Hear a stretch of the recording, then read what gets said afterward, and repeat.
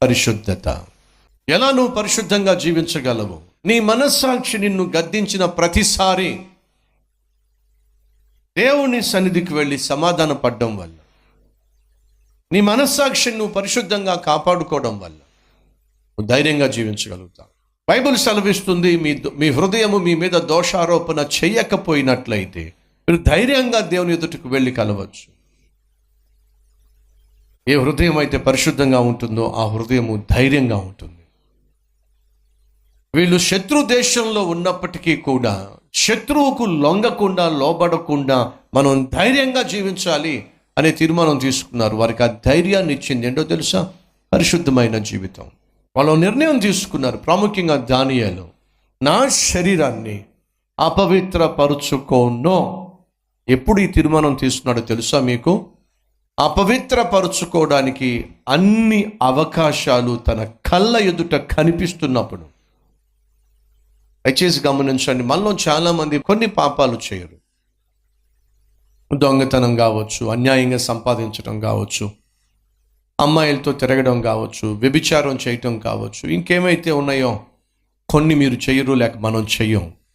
దానికి ప్రధాన కారణం ఏమిటంటే మనం పరిశుద్ధులము పతితులమని కానే కాదండి. మరి ఎందుకు ఈ పాపాలు మనం చేయమంటే అవకాశం లేదు కాబట్టి.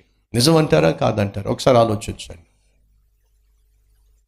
మనలో చాలామంది చాలా పాపాలు చేయకపోవడానికి కారణం ఏమిటంటే అవకాశం లేదు కాబట్టి, అవకాశం రాలేదు కాబట్టి. ఆ పాపము చేసే అవకాశము రాలేదు. అదే పాపం ఎవడైనా చేస్తూ ఉంటే వాడిని చూసి ఒక విధంగా అసూయపడుతూ ఉంటాం. వాడిని చూసి వీడి భోగం ఎలా ఉందో, వీడిని చూడండి ఎలా తిరుగుతున్నాడో, ఎలా సుఖపడుతున్నాడో, ఎలా సంతోషపడుతున్నాడో అని వీడిని చూసి మనం ఒక విధంగా విమర్శిస్తూ ఉంటాం. కానీ దానికి ప్రధాన కారణం ఏమిటంటే వాడిలాగా జీవించే అవకాశం నీకు రాలేదు కాబట్టి. అసలు నువ్వు దొంగతనం చెయ్యవు, కానీ నువ్వు వెళ్తున్నప్పుడు దారి మధ్య ఓ పర్సు కనిపించింది, దాంట్లో ఫుల్గా డబ్బులు ఉన్నాయి. ఏం చేస్తావో చెప్పు? అసలు నీకు బంగారం అంటే మోజే లేదు, కానీ నీ ముందు పెద్దగా నెక్లెస్ దొరికింది నీకు రోడ్డు మీద. ఏం చేస్తావో చెప్పు? అసలు నీకు ప్రేమ గేమంటే అస్సలు నీకు ఇష్టమే ఉండదు, కానీ ఒక అందమైన అమ్మాయో అబ్బాయో వచ్చి ఐ లవ్ యూ అని చెప్పింది. అప్పుడు ఏం చేస్తావో చెప్పు? పాపం చేయడం నీకు అస్సలు ఇష్టం లేదు, కానీ ఒక అమ్మాయి నీకు అవకాశం ఇచ్చింది. ఏం చేస్తావో చెప్పు? పాపం చేయడానికి ఒక అమ్మాయి అవకాశం ఇచ్చింది, ఒక అబ్బాయి అవకాశం ఇచ్చాడు. అప్పుడు ఏం చేస్తావో చెప్పు?